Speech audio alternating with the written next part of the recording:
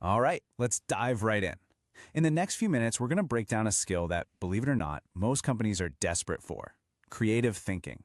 And this isn't just about painting or writing a song. No, this is about solving tough problems faster and seeing opportunities that literally everyone else is missing. So let me start by asking you a question, and be honest with yourself. When you hear the words a creative person, what image comes to mind? More importantly, is that image you?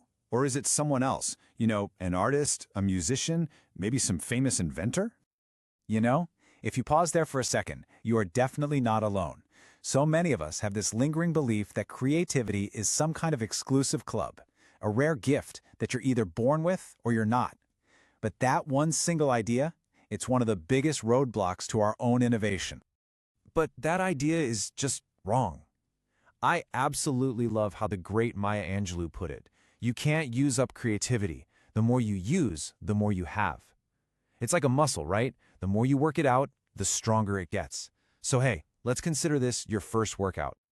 Okay, first up, let's talk about the creativity myth. We're going to dismantle some of these beliefs that might be holding you back without you even knowing it. One of the biggest myths is that creativity just belongs to artists, but really, innovation is everywhere. I mean, think about it. The person who invented Velcro, they were inspired by plant burrs sticking to their dog's fur. These folks weren't painters, they were expert problem solvers. Creativity is just a tool for finding new solutions, no matter what your job title is. So if it's not about being born with some magic talent, then what's really holding us back? Well, a lot of the time, the biggest enemy, it's actually our own brain. We all have these hidden mental shortcuts, cognitive biases, that lock us into old ways of thinking and totally block innovation. Let me show you exactly what I mean with a quick little puzzle. A child is in an accident. The surgeon says, "I can't operate on this child. He is my son." But the surgeon is not the child's father. How is this possible? Go ahead, take a second to think about it. Ready for it? The surgeon is the child's mother. Now, if you got stuck on that for a second, don't worry, that's the whole point. Our unconscious bias that associates surgeon with man creates a mental blind spot. That is a cognitive trap in action, and it's the perfect example of what limits our creative thinking. And this specific trap has a name. It's called functional fixedness. Psychologists figured this out way back in the 1930s. Basically, it's our brain's default setting to see objects only for their most common use. A hammer is for nails, a cup is for drinking. It's efficient, sure, but it's a total creativity killer. And this leads to another related trap called goal fixedness. The Titanic is a perfect, if tragic, example. The goal was framed as save people using the lifeboats, right?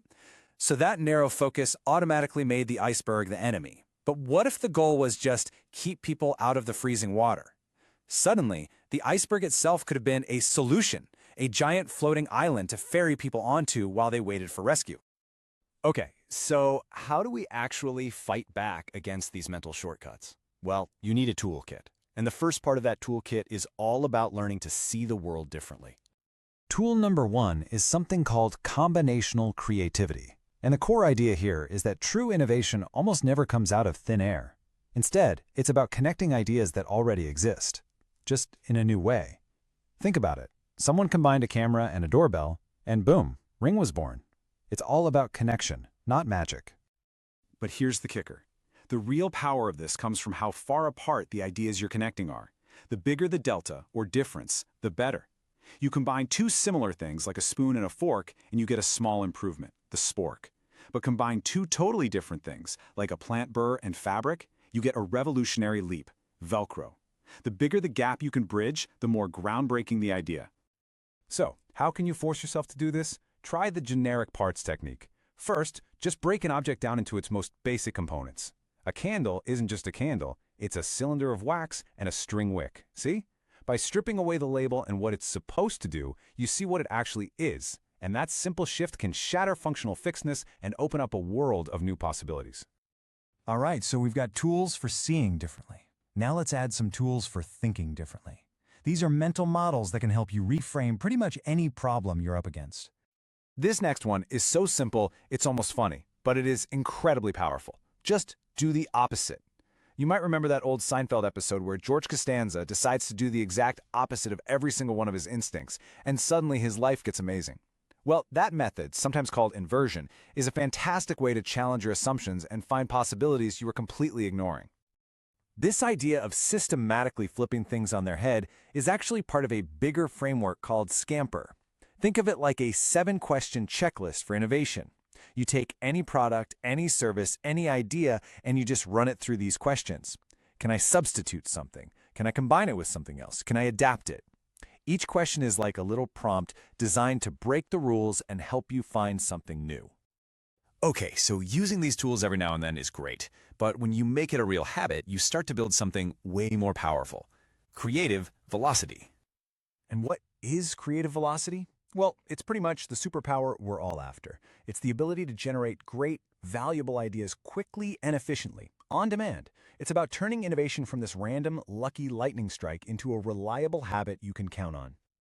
So what's the engine that powers all this? You've probably felt it before. It's that state of flow, when you're in the zone, so absorbed in what you're doing that hours feel like they just fly by in minutes. Getting into that flow state is really the key to unlocking creative velocity. And here's the best part. Flow isn't some magical, random thing. You can actually engineer the conditions for it. As you can see, you need a clear goal, a challenge that hits that sweet spot, not too easy, not too hard.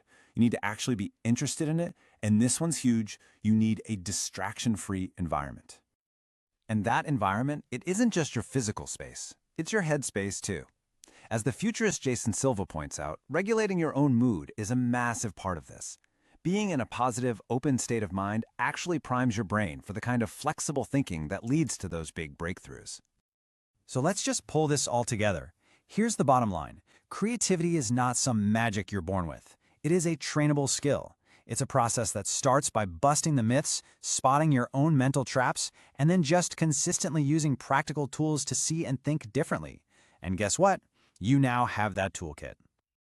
So we've busted the myths, we've identified the traps, and we've opened up the toolkit. The only thing left to do now is to start. So I'll leave you with this question. What rule are you going to break first?